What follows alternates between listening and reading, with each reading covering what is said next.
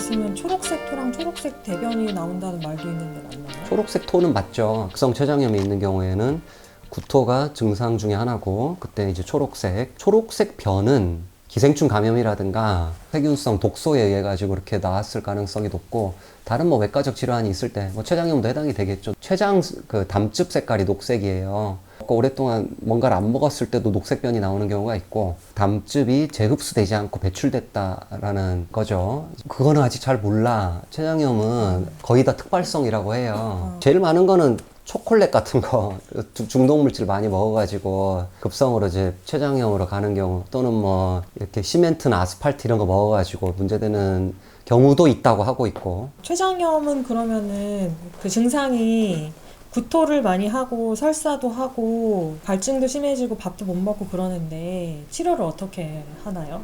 보통은 이제 수액 급성 췌장염 경우에 수액 처치를 하는 거고, 만성이라고 하더라도 증상이 심한 경우에는 또 수액 처치를 하는 게 기본적인 거고, 췌장염이다 그러면은 소화 효소가 스스로 췌장을 망가뜨리는 거거든요. 췌장도 지방과 단백질로 이루어져 있고, 췌장이 내는 소화 효소가 단백질 소화 효소와 함께 지방 소화 효소를 배출을 하는 거거든.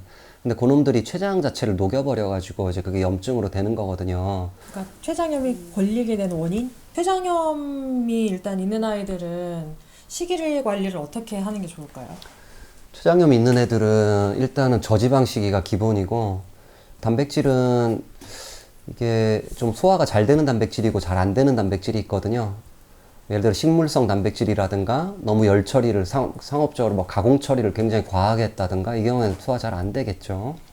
그 다음에 탄수화물 중에 식이섬유 같은 경우에는 이제 오히려 소화 흡수를 방해하는 역할을 할 수 있기 때문에 좀 조심해야 되는 성분 중에 하나고, 그리고 이제 뭐 비타민 같은 경우도 좀 추가돼야 되고, 그리고 이제 염증이 있지만 오메가3도 되게 중요하거든요. 그래서 그 순도가 되게 높은 형태, 그러니까 EPA, DHA가 중요하지, 다른 지방이 막 섞여 있는 경우에는 오히려 좀 문제가 될 수 있으니까 순도가 굉장히 높은 오메가3가 좀 제공이 되는 게 좋겠고, 그리고 이제 소화효소가 아무래도 췌장이 손상됐으니까 췌장 소화액이 좀 덜 분비가 되기 때문에 소화효소를 같이 제공을 하는 게 핵심 포인트입니다. 그래서 이제 처방식으로 건사료를 많이 급여하시는데, 이게 건사료가 가진 단점 중에 하나가 단백질의 함량이 좀 낮을 수밖에 없어요. 높이면은 변이 바로 질어지니까.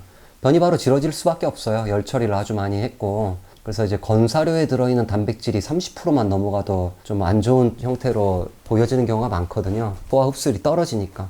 그래서 그것보다 더 좋은 거는 소화 흡수율이 높은 단백질을 써가지고 30% 이상의 함량으로 단백질을 높일 수가 있거든요. 그 자연식 형태로 해주면은 훨씬 더 좋은데, 그래서 실제로 자연식 형태의 췌장염 관리식을 이제 만들어 보니까, 일단 지방 함량을 줄여야 되니까 육류도 좀 줄여야 되고, 근데 이거를 또 생식으로 할 수는 없고 조리식으로 했는데, 그 조리하는 시간도 굉장히 중요하고, 상업 가공사료, 건사료 같은 경우에는 향미제를 타잖아요, 잘 먹게 하려고. 근데 이 단백질 줄이고 지방 줄이면은 탄수화물이 늘어나다 보니까 기호성이 떨어져가지고, 그래서 이제 이걸 기호성을 높이기 위해서 여러 가지 방식으로 고민을 좀 많이 해봐야 되거든요.